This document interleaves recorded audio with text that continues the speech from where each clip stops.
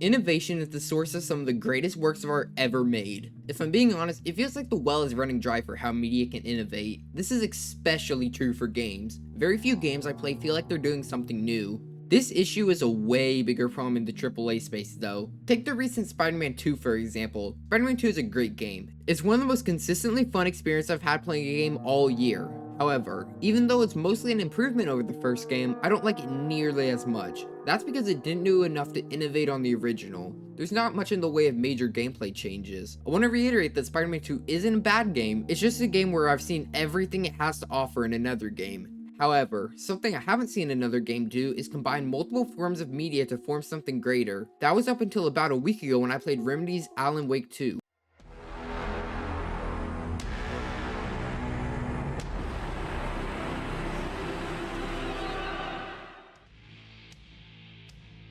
Alan Wake 2 is one of my favorite games of all time. It's my game of the year and nothing comes even remotely close to topping it. There's a lot of different reasons to love Alan Wake 2. The breathtaking visuals, solid combat, and gripping story are all incredible in their own way. The thing I like the most about Alan Wake 2 is the multimedia element of it. Remedy combines various mediums to create an experience like no other. Examples of mediums that they combine includes film, music, and video games. This multimedia experience reaches its peak during Chapter 4 of Initiation titled We Sing.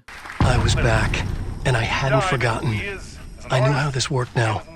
No joke, We Sing is my top 5 favorite sequences in any game ever. It's basically perfect in my eyes. It's funny, surprising, weird, and absolutely captivating from the moment it begins to the moment it ends. Most of all, it provides the most complete vision of the multimedia experience found in Alan Wake 2. Let me explain. What I'm going to do is talk about each element individually and then talk about how they all work together. He could write a new story like Tom Zane before him, and maybe they'd be.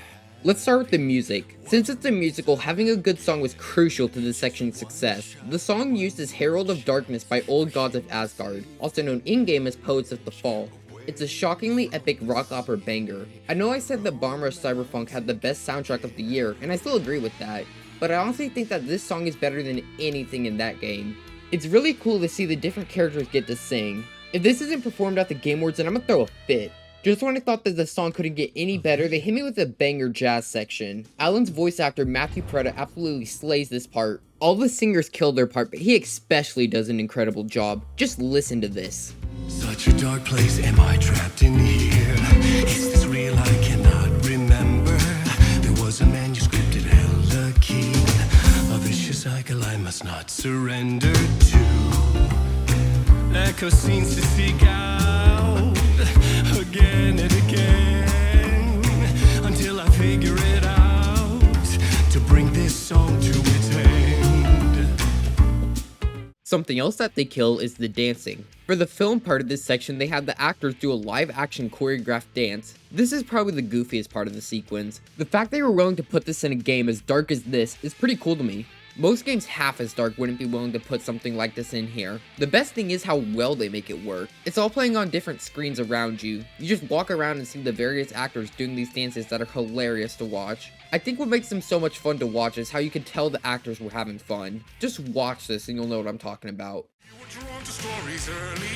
My dreams would light up my imagination, and you had nightmares night and day.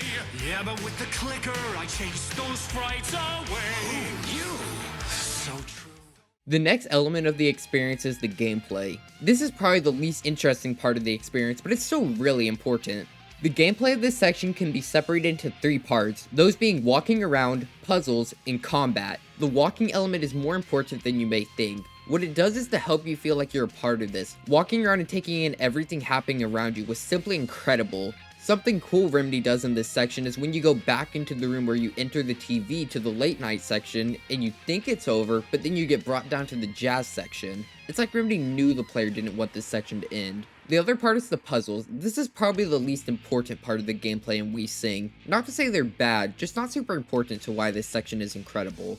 It's the same light puzzles that you do throughout the Alan sections in the game. Now for the combat. It may seem like the same basic combat that you do throughout the rest of the game, but there's something that amplifies it to the next level. Unfortunately, I can't talk about it without spoiling a later part of the video. What I can talk about is the flare gun.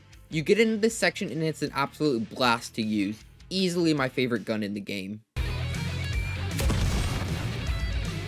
Now that I've gone over each of these elements individually, I think it's time for me to talk about how they work together. In my opinion, this is what makes this segment truly outstanding. Let's start with how the gameplay and music interact. Remember when I talked about how there was something assisting the combat that I couldn't talk about?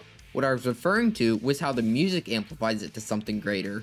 The combination of rock music and killing enemies give me so much adrenaline, it's insane. How about what the music does to interact with the film? It's basically the same concept of how they work together in musicals, that concept being people dancing to music. While this may not be a particularly innovative concept, it's always such a fun concept that's executed perfectly here. What about how the film interacts with the gameplay? I talked about this earlier, but walking around and viewing the film makes you feel immersed as a part of the sequence. It feels like you're the main character of this musical and all the other characters are just singing around you.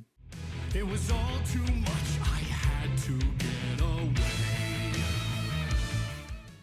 When I heard that Alan Wake 2 was going to have multimedia elements, I was simultaneously excited and worried. On one hand, this is something I've never seen before. On the other hand, I got worried that they were going to be undercooked and none of the mediums would be fully fleshed out. This is why I'm shocked to say that Alan Wake 2's multimedia experience is one of the coolest things I've ever seen in anything ever.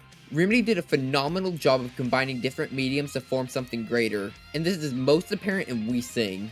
This is for every single person working at Remedy. Thank you.